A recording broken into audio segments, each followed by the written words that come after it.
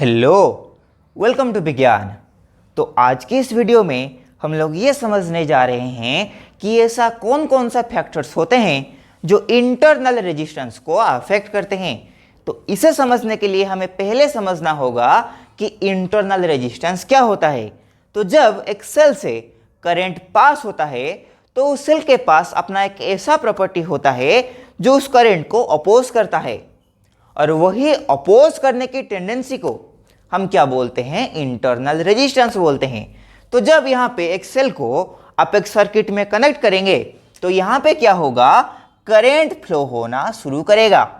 फिर से दूसरे टर्मिनल से करंट इस सेल के अंदर फ्लो होगा। तो यहाँ पे इस करंट को अपोज करने के लिए ये सेल जितना रेजिस्टेंस प्रोवाइड कर रहा है उसको क्या बोलते हैं, इंटरनल रेजिस्टेंस बोलते हैं।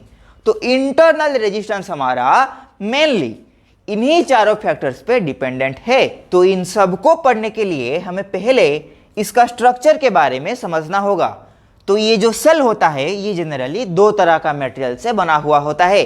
एक हो गया इलेक्ट्रोड्स और एक हुआ हमारा इलेक्ट्रोलाइट्स। मतलब यहाँ पे जो रेड डॉट में आप लोगों को दिख रहा है ये क्या है, इलेक्ट्रोलाइट है। और इस सेल के अंदर जो लाइंस आपको दिख रहा है, ब्लैक कलर का लाइन दिख रहा है, वो है हमारा इलेक्ट्रोड्स। ये इलेक्ट्रोड्स होता है मेटल स्ट्रैप्स या फिर मेटल रॉड्स। और यहाँ पे जो इलेक्ट्रोलाइट है ये एक ऐसा मटेरियल होता है जो सिर्फ और सिर्फ सॉल्यूशन स्टेट में ही करंट को कंडक्ट करता है। तो यहाँ पे इलेक्ट्रोलाइट का कंसंट्रेशन जितना ज़्यादा होगा करंट को फ्लो होने में उतना ही दिक्कत होगा। मतलब यहाँ पे रेजिस्टेंस उतना ही बढ़ जाएगा। तो यहाँ पे कंसंट्रेशन ऑफ इलेक्ट्रोलाइट से ये इंटरनल रेजिस्टेंस कैसे प्रोपोर्शनल है, डायरेक्टली प्रोपोर्शनल है।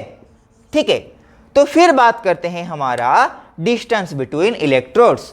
मतलब इन्हीं दो मेटल स्ट्रैप्स के बीच में जितना डिस्टेंस होगा इलेक्ट्रॉन को उतना टाइम लगेगा फ्लो होने में।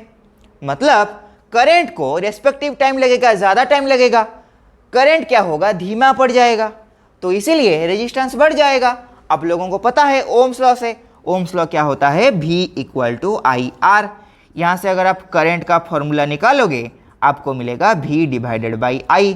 तो अगर करंट इंक्रीज कर रहा है रेजिस्टेंस घटेगा। ठीक है, तो इसीलिए क्या होता है, डिस्टेंस बढ़ाने से हमारा रेजिस्टेंस जो है वो और भी ज़्यादा हो जाता है। मतलब डिस्टेंस बिटवीन टू इलेक्ट्रोड से ये कैसा प्रोपोर्शनल है, डायरेक्टली प्रोपोर्शनल है। फिर बात करते हैं एरिया ऑफ द इलेक्ट्रोड्स। तो इन दोनों इलेक्ट्रोड्स का एरिया जितना ज़्यादा होगा यहाँ पे इलेक्ट्रॉन को जाने में उतना आसानी होगा। मतलब करंट उतना आसानी से बनेगा तो रेजिस्टेंस उतना आसानी से घट भी जाएगा।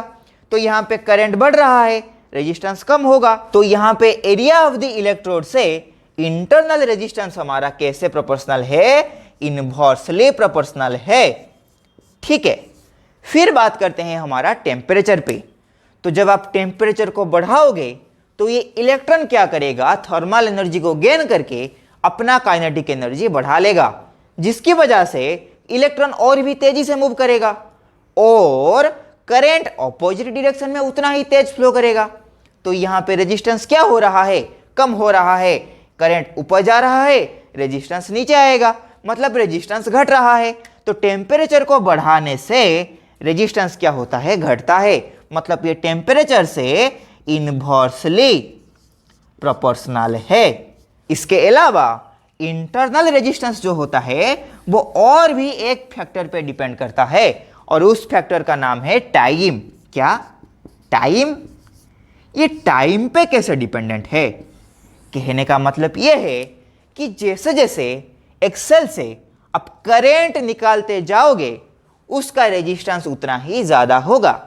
मतलब अब जब एक नया सेल खरीद के लाते हो तो वहाँ पे उसका इंटरनल रेजिस्टेंस बहुत ही कम होता है, लेकिन जैसे जैसे इसको हम यूज़ करते हैं उसका रेजिस्टेंस धीरे धीरे बढ़ने लगता है और एक ऐसा टाइम आता है जहाँ पे करंट इसके अंदर और फ्लो नहीं होता।